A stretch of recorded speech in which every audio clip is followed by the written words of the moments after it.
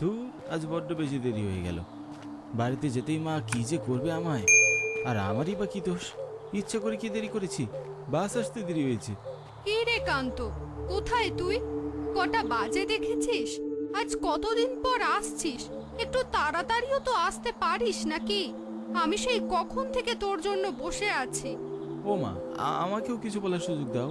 কি বলবি? তুই তাড়াতাড়ি আয় আগে, তারপর দেখছি তোকে। এই বলে মা কলটা কেটে দিল। আমি কান্ত, শহরের ভার্সিটিতে পড়াশোনা করছি। কদিনের ছুটি পেয়ে এসেছি গ্রামে, তাই মা আমার অপেক্ষায় বসে আছে। রাত বাজে প্রায় 3টে। আজ যদি বাস আসতে দেরি না করতো তাহলে 12টার মধ্যেই বাড়িতে পৌঁছে যেতাম। মা তো আমাকে কিছু বলারই সুযোগ দিল না, যদিও মায়ের এভাবে রাগ করাটা আমাকে শুধুমাত্র দেখানো। এইসব ভেবে রাস্তায় হাঁটছি। হঠাৎ মনে হলো আমার পিছনে কেউ আছে, তাই চট করে পিছনে তাকিয়ে দেখলাম। কিন্তু না, হয়তো আমার মনের ভুল, তাই সেদিকে পাত্তা না দিয়ে এগিয়ে যাচ্ছিলাম। কিন্তু না, এখনো মনে হচ্ছে কেউ আমার পিছু নিচ্ছে। এতক্ষণ কিছু মনে না হলেও এইবার একটু ভয় হচ্ছে, তাই চলার গতি আরো বাড়িয়ে দিলাম। কিছুক্ষণের মাঝেই বাড়ির উঠোনে এসে দাঁড়ালাম। এবার মনে একটু সাহস পেলাম, তাই পিছনে ফিরে তাকালাম। পিছনে ফিরে দেখতেই আমার শিরদাঁড়া দিয়ে ঠান্ডা বাতাস বয়ে যেতে লাগলো। মনে হলো এই বুঝি মাথা ঘুরে পড়ে যাব। দেখলাম আমার থেকে সামান্য কয়েক হাত দূরে একটা কালো ছায়া দাঁড়িয়ে। ও শুধু চোখগুলো বোঝা গেল, যার তীক্ষ্ণ দৃষ্টি আমার দিকে। হঠাৎ পেছন থেকে মায়ের ডাক শুনে আমার ঘোর ভাঙল। কান্ত, তুই এসেছিস? কি রে, ওখানে দাঁড়িয়ে আছিস কেন? এই কান্ত! মা, তুমি এখনো ঘুমাওনি? শোনো ছেলের কথা, যার জন্য রাত জেগে বসে আছি সে কিনা বলছে ঘুমাওনি কেন? তা বলি, এত দেরি হলো কেন আসতে? আর ওদিকে তাকিয়ে কি দেখছিলি? কিছু না মা, বাস আসতে খুব দেরি করেছে আজ। উঠোনে দাঁড়িয়ে কথা বলবো নাকি? আমার বড্ড খিদে পেয়েছে মা। সে কি কথা? আয় আয়, ঘরে আয়। তুই হাত মুখ ধুয়ে আয়, আমি খাবার বাড়ছি, আগে খেয়ে নে। মায়ের কথা মতো হাত মুখ ধুয়ে আসলাম, খেতে বসলাম। কতদিন পর মায়ের কাছে আসা, কত রকমের গল্প, কত রকমের কথা, এরকম করতে করতে ভোর হয়ে যায়। আমারও চোখ লেগে এলো। ঘুম ভাঙলো দুপুর 12টার পর। এর মাঝে মা আমাকে আর ডাকেননি। দুপুরে উঠে গোসল করে খাওয়া দাওয়া শেষ করে বেরিয়ে পড়লাম গ্রামটা ঘুরে দেখার উদ্দেশ্যে। ততক্ষণে আমার আসার খবর সবার কানে পৌঁছে গেছে। মোহন সকালে গিয়ে মায়ের কাছে খবর দিয়ে আসে যেন ওর সাথে দেখা করি, তাই ওদিকটাতেও একটু যাচ্ছি। মোহন আমার ছোটবেলার বন্ধু। আমি গ্রামে এলে আমাকে ছাড়া তার চলেই না। ঠিক তেমনটা আমার ক্ষেত্রেও। রাস্তা দিয়ে কিছু দূর এগোতেই দেখলাম মোহন গাছতলায় বসে আছে। আমাকে দেখি খিলখিল করে হেসে জিজ্ঞাসা করলো, কি রে কান্ত, কতদিনের জন্য এলি? এবার এবার কতদিন থাকবি? হ্যাঁ রে, এবার 6-7 দিনের মতো তো আছি গ্রামে। যাক, ভালো কথা। এবার জমি আড্ডা দেওয়া যাবে, কি বলিস? সে আর বলতে। আচ্ছা, কাকিমা কেমন আছে? মা দিব্যি ভালো আছে। মা তো তোর কথা শুনে ডেকেছে আমাদের বাড়িতে। হ্যাঁ, সময় করে অবশ্যই যাব। আমরা কথা বলছিলাম, ঠিক সে সময় দেখলাম মিঠু হাবাতে হাবাতে আমাদের কাছে এসে দাঁড়ালো। কান্তদা, তোমরা এখানে আছো? তোমাদেরকে খুঁজছিলাম আমি। কিন্তু তুই এভাবে হাঁপাচ্ছিস কেন? কি হয়েছে? সবকিছু ঠিক আছে তো? হ্যাঁ দাদা, সব ঠিক আছে। এখানে একটু দরকার এসেছিলাম। কি দরকার বল? মিঠু আমাদের ইশারা করে দেখাতেই আমরা পিছনে তাকালাম। দেখলাম একটা মেয়ে হুইল চেয়ারে মাথা নিচু করে বসে আছে। কি রে, এই মেয়েটাকে? সত্যি করে বল। আহ মোহন, থাম না একটু। এনাকে আমি চিনি না, কোথায় থাকে বা নাম কি তাও জানি না। যখন রাস্তা দিয়ে আসছিলাম তখন এনাকে আমি রোডের মাঝে দেখতে পাই। সামনে ট্রাক আসছিল, কোনো মতে আমি এনাকে সরিয়ে নিয়ে এসেছি। কি বলিস রে? আচ্ছা, আপনি কি আত্মহত্যা করতে গিয়েছিলেন? মেয়েটা কিছু বলে না। অনেকক্ষণ পর মেয়েটা মাথা তুলে তাকিয়ে বলল, কেন বা বাঁচালেন আমায়। মেয়েটার কথা শুনে আমরা সবাই হতবাক হয়ে গেলাম। মেয়েটার করুণাময় চোখের দিকে চোখ পড়তেই আমি তাকে খুব ভালোভাবে পরখ করতে লাগলাম। কেমন যেন চেনা চেনা মনে হচ্ছে না জানি কতদিনের পরিচয় তার সাথে। আগেও আমাদের দেখা হয়েছে। আমার ঘোর কাটলো মোহনের কণ্ঠস্বরে। কেন বাঁচালো মানে? আপনি কি বলছেন? নরকের জীবন কাটানোর থেকে ভালো আমি মরেই যেতাম। মেয়েটার কথা শুনে সবাই যেন চুপসে গেলাম। এভাবে কেন বলছেন? কেন বলবো না বলুন তো? যদি মরে যেতাম তাহলেই তো ভালো হতো। কারো কাছে বোঝা হয়ে থাকতে হতো না, আর না কেউ আমাকে উত্ত্যক্ত করত। আপনি এভাবে কেন বলছেন বলুন তো? আমি দুর্গা। জন্মের আগে মা বাবাকে হারিয়েছি। বড় হয়েছি অনাথ আশ্রমে। সেখানেও কখনো শান্তি পাইনি। প্রতিটা রাত নিজের উপর বিরক্তি আর তিক্ততা আমাকে মেরে ফেলছিল।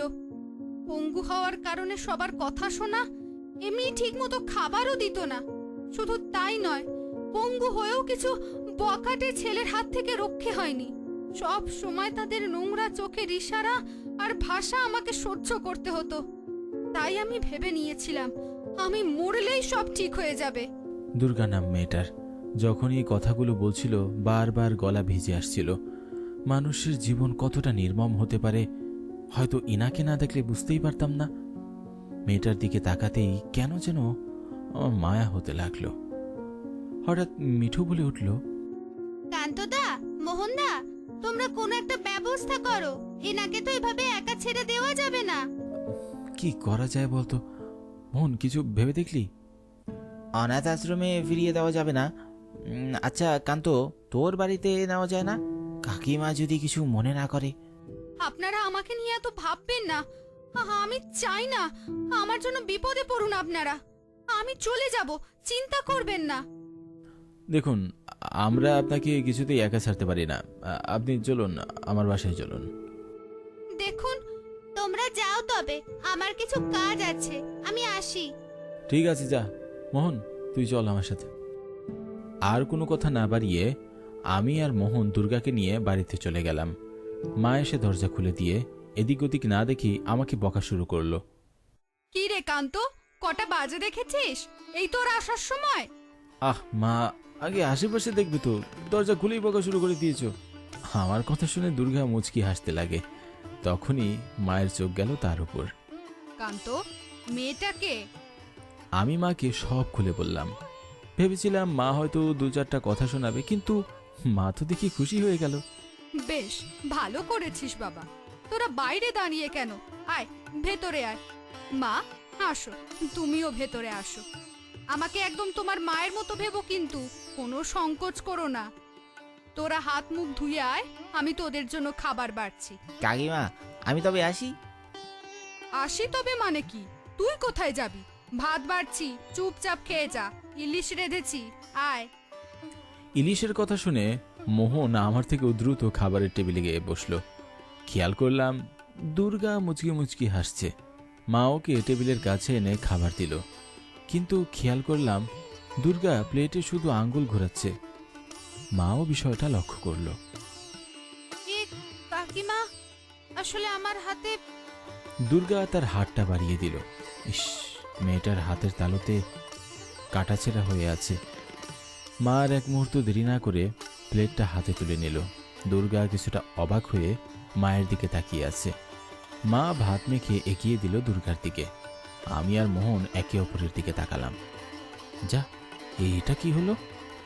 ভেবেছিলাম মা বকবে, এখন দেখছি মা নিজের হাতেই খাইয়ে দিচ্ছে। অবশ্য ভালোই লাগছে। খাওয়া দাওয়া শেষ করে মোহন বিদায় নিল। তখন প্রায় সন্ধ্যা হয়ে এসেছে। মা দুর্গা, তুমি আমার পাশের রুমটাতেই থেকো। অসুবিধা হলে জানিও, আমাকে ডাকতে পারো, কেমন? ঠিক আছে কাকিমা। মা, তোমরা তাহলে কথা বলো, আমি একটু উপরে গেলাম। এই বলে আমি উপরে চলে এলাম। আমার বই পড়ার অভ্যাস, তাই ঘুমাতেও বেশ দেরি হয়। তবে আজ কেমন যেন ক্লান্ত লাগছে, তাই তাড়াতাড়ি শুয়ে পড়লাম। রাত তখন প্রায় 2:30 মতো। হঠাৎ আমার ঘুম ভেঙে গেল। কোথা থেকে যেন একটা সুর ভেসে এলো, কেমন যেন একটা মায়াবী সুর। এত রাতে কে গান গাইছে? সুরটা নিচ থেকে আসছে না? মায়ের রুম থেকে? না না, মা তো এত রাত জাগে না। আমি এক কাজ করি, নিচে গিয়েই দেখিয়ে আসি বরং। আমি নিচের দিকে নামতেই মনে হচ্ছিল সুরটা আমার খুব কাছেই। ফেরায়ও না মোরে, আমি আবারও তোমার জন্য গাইব গান। প্রথমে মায়ের রুমের কাছে গেলাম, কিন্তু না, সুরটা আসছে পাশের রুম থেকে, মানে দুর্গার রুম থেকে। আমি জানালা দিয়ে উকি মারলাম। জানালা দিয়ে উকি মারতেই আমার পুরো গা শিউরে উঠল। এ আমি কি দেখছি? দুর্গা দাঁড়িয়ে আছে ও পাশের জানালার দিকে মুখ ফিরে। শিরদাঁড়া দিয়ে পরক্ষণে শীতল ঠান্ডা বাতাস ছুঁয়ে গেল। এরপর আমার আর কিছুই মনে নেই। পরদিন সকালে ঘুম ভাঙলো আমার নিজের ঘরেই। কাল রাতে যা যা হলো আর যেন কিছু মাথায় নিতে পারছি না। ঠিক সেই মুহূর্তে মা হন্তদন্ত হয়ে ঘরে এলো। কান্ত, উঠেছিস? হ্যাঁ মা, কি হয়েছে?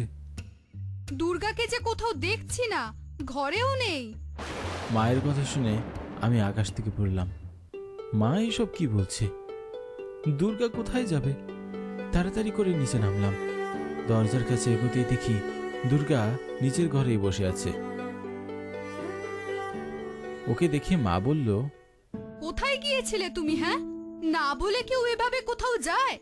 দুঃখিত কাকিমা, আসলে আমার ঘুম অনেক আগেই ভেঙেছে। ভাবলাম একটু বাইরে থেকে ঘুরে আসি। আচ্ছা, ঠিক আছে, কিন্তু আর কখনো এভাবে না বলে কোথাও যেও না। আচ্ছা কাকিমা। দুর্গা আমার দিকে তাকিয়ে বলল, আপনাকে দেখে এমন লাগছে কেন? মনে হচ্ছে সারা রাত ঘুমাননি। না, এমন কিছু নয় মা, আমি উপরে যাচ্ছি। কেন রে, রান্না হয়েছে, খাবি না? না মা, খিদে নেই। আমি আর এক মুহূর্ত ওখানে দাঁড়ালাম না, তড়িঘড়ি করে আমার রুমে গেলাম। ধীরে ধীরে আমার সন্দেহ আরো তীব্রতর হতে লাগলো। তবে কি সেই মেয়েটাই? না না, তা কি করে হয়? মেয়েটা তো আমার সামনেই মরেছিল। কি করে হতে পারে? আর কালকে ওই গানের সুরটা আমার তো খুব চেনা লাগছে। না না, আমি কিছু ভাবতে পারছি না। আমাকে অনেকবার ডাকতে এসেছিল, কিন্তু আমি নিচে যাইনি। বেশ কয়েক বছর আগের কথা। সমাপিকার সাথে আমার পরিচয় হয় একটা বইমেলায় গিয়ে। রুদ্রদা আমাকে এত তাড়াতাড়ি আসতে বলে এখন নিজেই উধাও। ধুর চাই, এসব কি ভাল লাগে? এখানে দাঁড়িয়ে না থেকে বরং আমি কিছু বই দেখি গিয়ে। আমি চলে গেলাম বই দেখার জন্য। বই পড়তে আমার বেশ ভালো লাগে। ছোট একটা স্টোরে গেলাম। যে স্টোরে গিয়েছিলাম সেখানে একজন শাড়ি পরিহিত নারী ছিল। এই যে শুনছেন, আপনার স্টোরে সুইসাইড নোট এই উপন্যাসটি আছে? আমার নাম সমাপিকা। দেখুন, স্টোরের উপরে বড় করে লেখা আছে সমাপিকা স্টোর।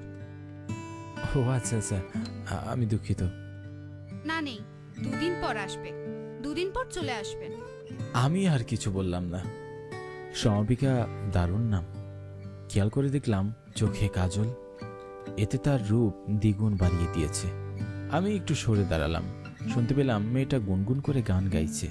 ফিরিও না মোরে, আমি আবারও তোমার জন্য গাইব গান। বাহ, আপনার গানের কণ্ঠ তো বেশ দারুণ। হ্যাঁ, এটা সবাই বলে। কিছু মনে না করলে একটা কথা বলবো? আপনি দেখতে কিন্তু ভীষণ সুন্দর। সমাপিকা হাসতে শুরু করলো। এভাবেই বেশ জমে যায় আমাদের মাঝে। কয়েকদিন পর পর দেখা হতো আমাদের। আমরা খুব ভালো বন্ধু হয়ে গেলাম। এক রাতে সমাপিকা আমাকে তার অনুভূতির কথা জানায়। বলেছিল সে আমাকে ভালোবাসে। আমি তাকে না করে দিয়েছিলাম যে আমরা শুধুই বন্ধু, আর আমি বন্ধুত্বটা এখানেই শেষ করতে চাই। সমাপিকা এই কথা শুনে মেনে নিতে পারেনি। কি ভেবে যেন সে উঠে রাস্তার মাঝে গিয়ে দাঁড়ায়। আমি তখনও সেখানে বসেছিলাম, কিন্তু ওই মুহূর্তে একটা ট্রাক এসে সমাপিকার গায়ের উপর তুলে দিয়ে চলে যায়।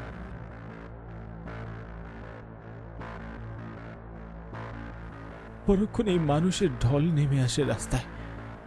আমি আর কোনো কিছুই বুঝতে পারছিলাম না। কি হলো এটা? কেন করলো? চোখের সামনে আমি সমাপিকার মৃত্যু দেখছি।